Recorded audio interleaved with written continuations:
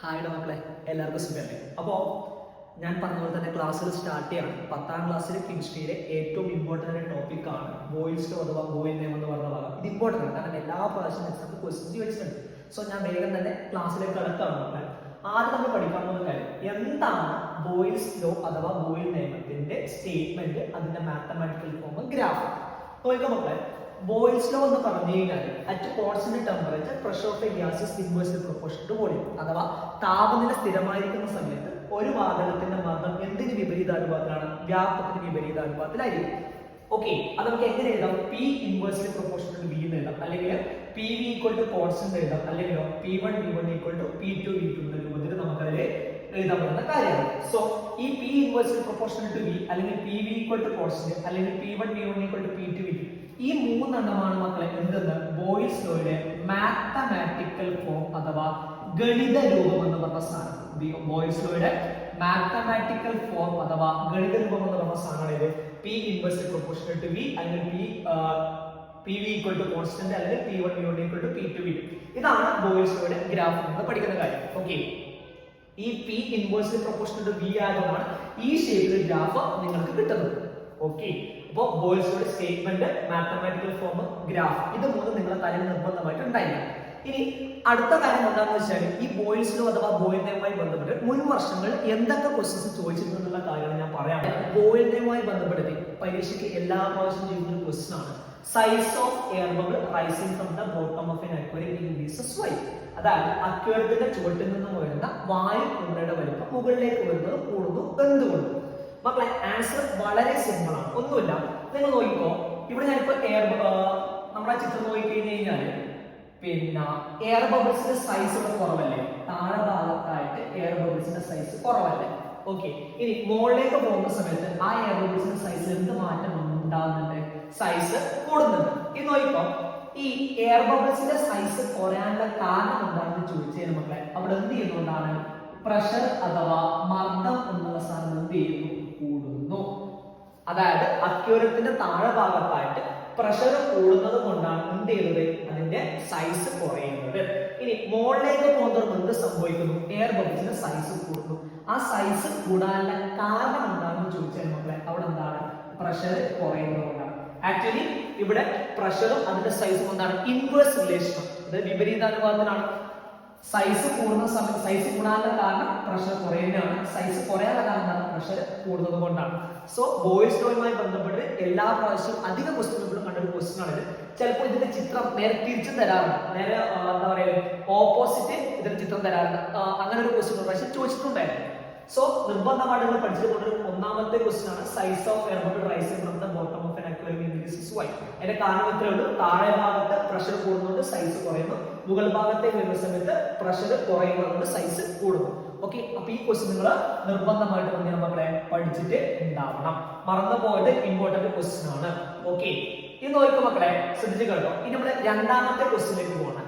രണ്ടാമത്തെ ക്വസ്റ്റ്യൻ എന്ന് പറഞ്ഞു കഴിഞ്ഞാൽ നിങ്ങൾ ടെക്സ്റ്റ് ബുക്കിൽ അതേ ക്വസ്റ്റ്യൻ തന്നെയാണ്. നോക്കുക, size of weather balloons goes on increasing as they rise above the sea level.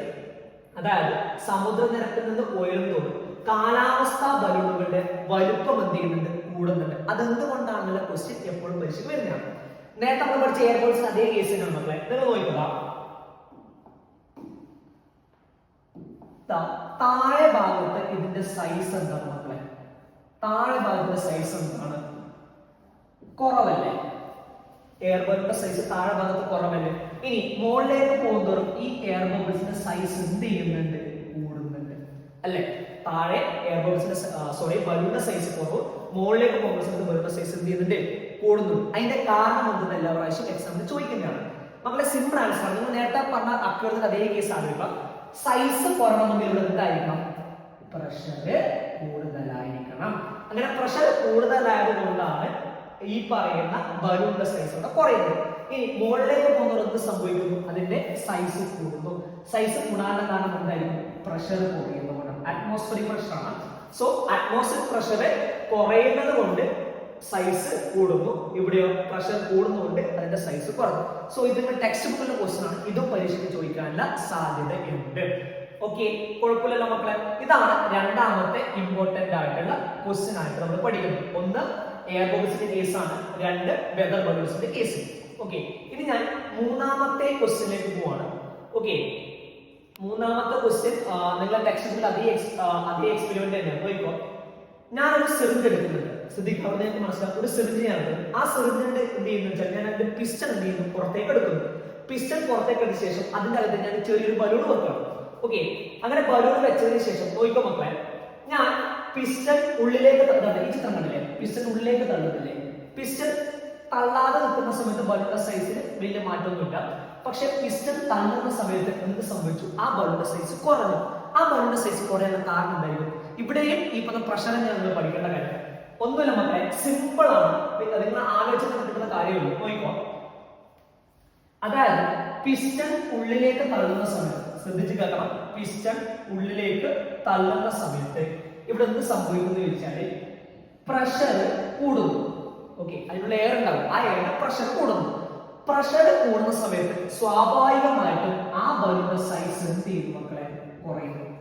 Okay, so സിറിഞ്ചിന്റെ piston ഉള്ളിലേക്ക് തള്ളുന്ന സമയത്ത് എന്ത് സംഭവിക്കുന്നു ചോദിച്ചു കഴിഞ്ഞാല് പ്രഷർ കൂടുന്നു. ആ പ്രഷർ കൂടുന്നതുകൊണ്ട് എന്ത് സംഭവിക്കുന്നു, അതിന്റെ സൈസ് കുറയുന്നു. ഓക്കെ, ഇതൊരു ഇമ്പോർട്ടന്റ് ക്വസ്റ്റ്യൻ എന്താ, write your observation when piston is pushed in. അതായത് പിസ്റ്റൺ ഉള്ളിലേക്ക് തള്ളുന്ന സമയത്ത് നിങ്ങൾക്ക് എന്ത് ഒബ്സർവേഷൻ ആണ് കാണാൻ പറ്റും? ആൻസർ സിമ്പിൾ ആണ്, എന്താ, ബലൂണിന്റെ സൈസ് കുറയും. ആ ബലൂണിന്റെ സൈസ് കുറയാൻ കാരണം എന്താണ്? പ്രഷർ കൂടുന്നത് കൊണ്ടാണ് എന്ത് ചെയ്യുന്നത്, ബലൂണിന്റെ സൈസ് കുറയുന്നത്. ഓക്കെ, കുഴപ്പമില്ലല്ലോ. ഇനി രണ്ടാമത്തെ ക്വസ്റ്റ്യൻ എന്താണ്, write your observation when piston is pulled back. പുറകോട്ട് വലിക്കുന്ന സമയത്ത് എന്ത് സംഭവിക്കുന്നു? ബലൂണിന്റെ സൈസ് പഴയ അവസ്ഥയിലേക്ക് തിരിച്ചെത്തും. കാരണം എന്തുകൊണ്ടാണ്? പ്രഷർ കുറഞ്ഞു. പ്രഷർ കുറഞ്ഞ സമയത്ത് ബലൂണിന്റെ സൈസ് കൂടി. സോ ഇവിടെ പ്രഷറും സൈസും, അതായത് പ്രഷറും വോളിയം തമ്മിലുള്ള റിലേഷൻ തന്നെയാണ് ഇവിടെയും ഈ ഒരു ക്വസ്റ്റ്യൻ നമ്മൾ റിപ്പീറ്റ് ആയിട്ട് പറഞ്ഞു. സോ ഈ ക്വസ്റ്റ്യൻ പരീക്ഷയ്ക്ക് വരാനുള്ള സാധ്യത ഉണ്ട്, മറക്കരുത്. ഓക്കെ, കുഴപ്പമില്ലല്ലോ മക്കളെ. ഓക്കെ, ഇനി നോക്കിക്കോ, അടുത്ത നാലാമത്തെ ക്വസ്റ്റ്യൻ ഒരു മാത്തമാറ്റിക്കൽ പ്രോബ്ലം.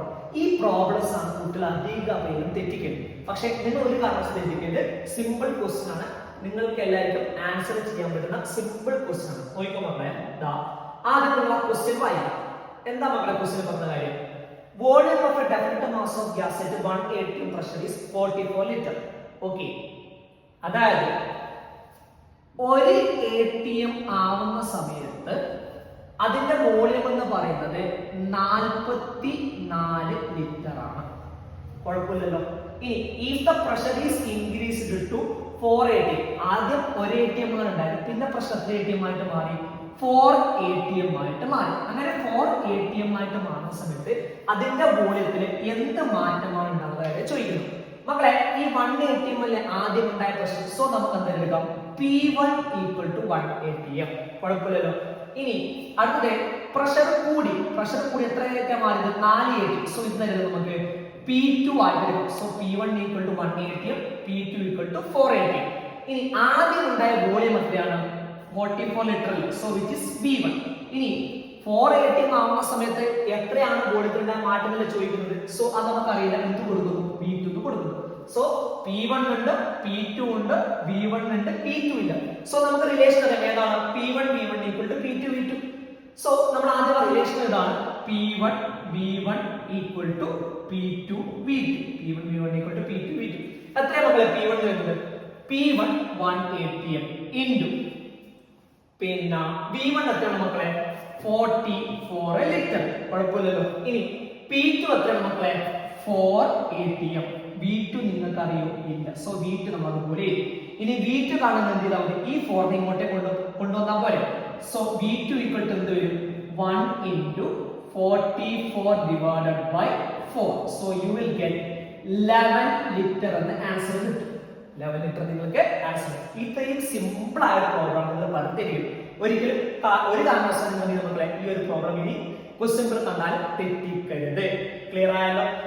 പിന്നെ അപ്പോ volume of definite mass of gas at 1 atm pressure is 44 litre. If the pressure is increased to 4 atm, what will be the volume? Simple question ആണ്. P1 P2 V1 V2 ഇതൊക്കെ നിങ്ങൾ identify ചെയ്താൽ ഈ problem simple ആണ്. ഇവിടെ നമ്മൾ ഉപയോഗിക്കുന്ന formula P1 V1 = P2 V2 ആണ്. മറക്കേണ്ട മക്കളെ, ഇമ്പോർട്ടന്റ് ക്വസ്റ്റ്യൻ ആണ്, തെറ്റിക്കരുത്. ഓക്കെ, ഇനി നോക്കിക്കോ, ഞാൻ അടുത്ത ക്വസ്റ്റ്യനിലേക്ക് പോവാണ്.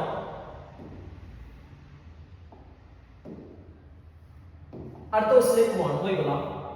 അടുത്ത ക്വസ്റ്റൻ എന്ന് പറഞ്ഞാൽ സെയിം നേരത്തെ ചെയ്ത പോലെ തന്നെയാണ്.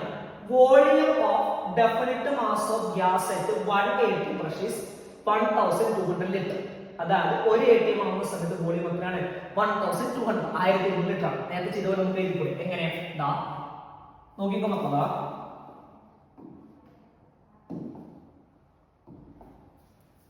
ഏതാ 1 ATM ആവുന്ന സമയത്ത് വോളിയം എത്രയാണ് മക്കളെ പറഞ്ഞത്? വോളിയം എത്രയാണ് പറഞ്ഞ ഞാൻ 1200 ലിറ്റർ. കുഴപ്പമില്ലല്ലോ. ഇനി അവിടെ ചെയ്ത കാര്യം, how much pressure is to be applied to changing is volume to 30 litre. അതായത് 30 ലിറ്റർ ആക്കി മാറ്റാൻ എത്ര പ്രഷർ വേണമെന്നാണ് ചോദ്യം. മക്കളെ ആദ്യം കാണുന്ന പ്രഷർ P1 എത്രയാണ്? 1 ATM. കുഴപ്പമില്ലല്ലോ. ഇനി P2 നമുക്കറിയാം, ഇല്ല, ക്വസ്റ്റ്യൻ മാർക്ക്. കുഴപ്പമില്ലല്ലോ. ഇനി V1 നമുക്കറിയാം മക്കളെ, എത്രയാ V1? 1200 ലിറ്റർ ആണ് V1. അപ്പൊ V2 എന്താണ് മക്കളെ? 30 ലിറ്റർ. കുഴപ്പമില്ലല്ലോ. അപ്പൊ P1 ഉണ്ട്, P2 ഇല്ല, പക്ഷെ V1 V2 നമുക്ക് തന്നിട്ടുണ്ട്. ഇനി നമുക്ക് എങ്ങനെ പ്രോബ്ലം സോൾവ് ചെയ്യാം? റിലേഷൻ എടുക്കാം. P1 V1 equal to P2 V2 എന്ന റിലേഷൻ എടുത്താൽ മതി. ഓക്കെ, നോക്കിക്കോ. P1 എത്ര മക്കളെ? 1 തന്നില്ലേ? V1 നമുക്കറിയാം എത്രയാണ്? 1200. ഓക്കെ, ഇനി P2 അറിയില്ല, സോ P2 അതുപോലെ എഴുതി. ഇനി V2 നമുക്കറിയാം എത്രയാണ്? 30 ലിറ്റർ എന്നാണ്. സോ നമ്മൾ ചെയ്യുന്ന സമയത്ത് P2 കാണാൻ വേണ്ടി എന്ത് ചെയ്താൽ മതി? ഈ 30 ലിറ്റർ ഇങ്ങോട്ട് കൊണ്ടുപോയി. സോ 1200 ഡിവൈഡ് ബൈ 30 ചെയ്തത് എന്ത് കിട്ടി?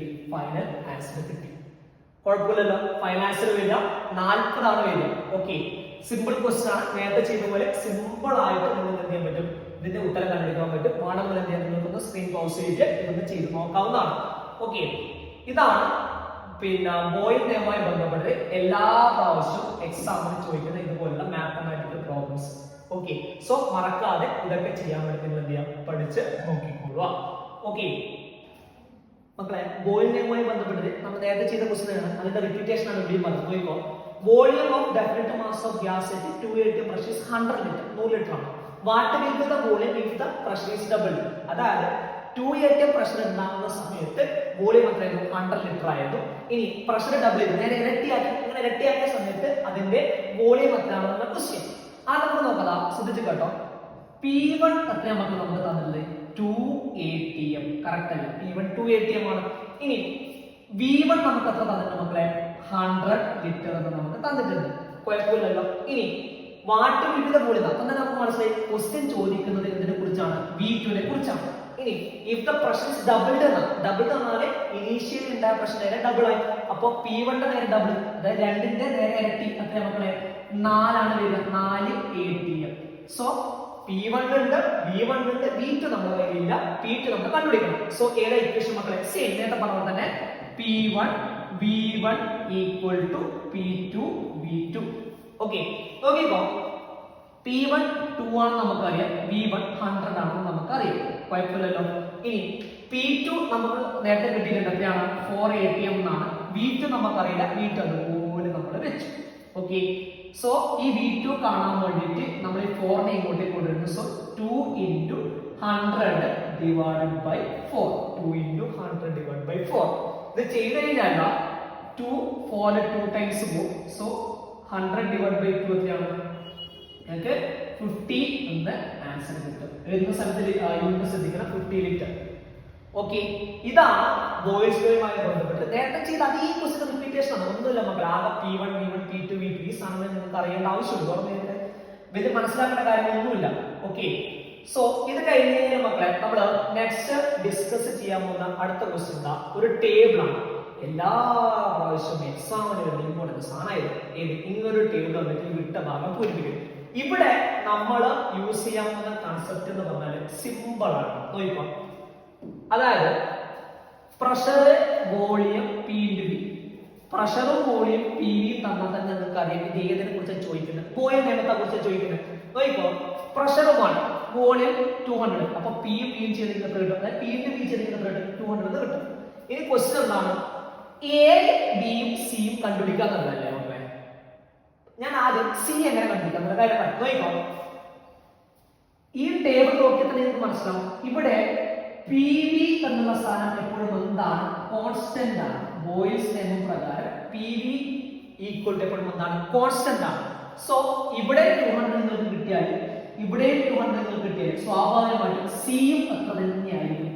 200 തന്നെയായിരിക്കും. കാരണം എന്തുകൊണ്ടാണ്? പി വി എപ്പോഴും ഒരു കോൺസ്റ്റന്റ് ആണ്. അപ്പോ 2 എന്നുള്ള നമ്പറിനെ ഏതോ നമ്പറോട് ഗുണിച്ചപ്പോഴാണ് നിങ്ങൾക്ക് 200 കിട്ടുക. അപ്പൊ തന്നെ നിങ്ങൾക്ക് ആലോചിക്കാം, അതായത് 1നെ 200 കൊണ്ട് ഗുണിച്ചപ്പോൾ 200 കിട്ടി. ഇനി 2നെ ഏതൊരു നമ്പറോട് ഗുണിച്ചാൽ എന്ത് കിട്ടും? 200 കിട്ടും. ഏതായിരിക്കും നമ്പർ? 2നെ 100 കൊണ്ട് ഗുണിച്ചാൽ മതി. അപ്പൊ നിങ്ങൾക്ക് എത്ര കിട്ടും? 200 കിട്ടിയില്ലേ? ഓക്കെ. സോ ആൻസർ ഇവിടെ എ എന്താണ് വരിക? 100 എന്നാണ് വരിക. അപ്പൊ എയും കിട്ടി, സിയും കിട്ടി. ഇത് നോക്കിയേ, സി ഞാനിപ്പോ കണ്ടുപിടിച്ചു. എത്ര വന്നത്? 200 നിങ്ങൾക്ക് പറഞ്ഞില്ല. ഓക്കെ. അങ്ങനെയാണെങ്കിൽ ബി എന്തായിരിക്കും? ആലോചിച്ചു. ബി എന്താ വരിക? അതായത് ബി എന്ന നമ്പറിനെ 50 കൊണ്ട് ഗുണിച്ചപ്പോൾ നിങ്ങൾക്ക് 200 കിട്ടി. അപ്പൊ ഏതായിരിക്കും നമ്പർ? 4 അല്ലേ? അതായത് 4 × 50 ഈക്വൽ ടു എത്ര കിട്ടി? 200 എന്ന് കിട്ടി. തിരിയുന്നുണ്ടാ? സോ ഈ കംപ്ലീറ്റ് ദ ടേബിൾ അല്ലെങ്കിൽ ടേബിൾ പൂർത്തിയാക്കാൻ വേണ്ടി അതുപോലെ തന്നെ ചോദിക്കുന്നതാണ് ഇത് ഏത് നിയമവുമായി ബന്ധപ്പെട്ടതെന്നൊക്കെ ചോദിക്കും. അപ്പൊ മനസ്സിലാക്കാൻ പറ്റുള്ളൂ, പിയും ബിയും കണ്ടാൽ തന്നെ കണ്ണുകൂട്ടി മനസ്സിലാക്കി ഏതാണ്? ബോയിൽ നിയമമാണ്. ഓക്കെ, കുഴപ്പമില്ലല്ലോ. സോ എന്തെങ്കിലും ക്വസ്റ്റ്യൻ ഉണ്ടെങ്കിൽ നിങ്ങൾ എന്ത് ചെയ്താൽ മതി? ഇതിന്റെ എന്തെങ്കിലും ഡൗട്ട് നിങ്ങൾക്ക് ഉണ്ടാവണമെങ്കിൽ അല്ലെങ്കിൽ ക്വസ്റ്റ്യൻ ചോദിക്കുകയാണെങ്കിൽ നിങ്ങൾ എന്ത് ചെയ്താൽ മതി? ഈ വീഡിയോ താഴെ കമന്റ് ചെയ്താൽ മതി. അത് ഞാൻ നിങ്ങൾക്ക് പേഴ്സണലി പറഞ്ഞു തരുന്നതായിരിക്കും. ഓക്കെ. സോ ഇത്രയും കാര്യങ്ങളാണ് മക്കളെ ബോയിൽ നിയമവുമായി ബന്ധപ്പെട്ട് ഇതുവരെ പരീക്ഷയിൽ ചോദിച്ചിട്ട്. എനിക്ക് തോന്നുന്നു ഏകദേശം കാര്യങ്ങൾ നിങ്ങൾക്ക് ക്ലിയർ ആയിട്ടുണ്ടാവില്ലേ? കുഴപ്പമൊന്നുമില്ലല്ലോ. ഇനി എന്തെങ്കിലും ഡൗട്ട് ഉണ്ടെങ്കിൽ എന്ത് ചെയ്യാം? നിങ്ങൾ എന്നോട് ചോദിച്ചാൽ മതി. മക്കളെ ബോയിൽ ഞാൻ വീണ്ടും റിപ്പീറ്റ് ചെയ്യുന്നു, ബോയിൽ നിയമവുമായി ബന്ധപ്പെട്ട ക്വസ്റ്റ്യൻസ് എപ്പോഴും പരീക്ഷയിൽ വരുന്നതാണ്. സോ ഒരു കാരണവശാലും നിങ്ങൾ എന്ത് ചെയ്ത് പഠിക്കാതെ പോകരുതെന്നാണ് എനിക്ക് പറയാനുള്ളത്. സോ ഇത്രയും കാര്യങ്ങളാണ് ബോയിൽ നിയമവുമായി ബന്ധപ്പെട്ട് നിങ്ങളോട് എനിക്ക് പറയാനുള്ളത്. ഓക്കെ. ഇനി നിങ്ങൾക്ക് എന്തെങ്കിലും ഡൗട്ട് ഉണ്ടെങ്കിൽ എനിക്കൊന്ന് മെസ്സേജ് ചെയ്താൽ മതി. ഓക്കെ. ഓൾറെഡി എന്റെ വാട്സ്ആപ്പ് നമ്പർ നിങ്ങൾക്ക് തന്നിട്ടുണ്ടല്ലോ. സോ എന്തെങ്കിലും ഡൗട്ട് ഉണ്ടെങ്കിൽ നിങ്ങൾക്ക് എന്നോട് ചോദിക്കാം. ഓക്കെ മക്കളെ, അപ്പൊ ക്ലാസ് കഴിഞ്ഞ് നിങ്ങൾക്ക് എന്തെങ്കിലും ഡൗട്ട് ഉണ്ടെങ്കിൽ ഈ വീഡിയോ താഴെ കമന്റ് ചെയ്താൽ മതി. അപ്പൊ മക്കളെ, ഈ വീഡിയോ മാക്സിമം നിങ്ങൾ ഷെയർ ചെയ്യുക, എല്ലാ വിദ്യാർത്ഥികളിലേക്കും നിങ്ങൾ എത്തിക്കുക, എന്നിട്ട് സബ്സ്ക്രൈബ് ചെയ്ത് മക്കളെ കൂടെ കുടിക്കുക. അപ്പോൾ ഓൾ ദ ബെസ്റ്റ്.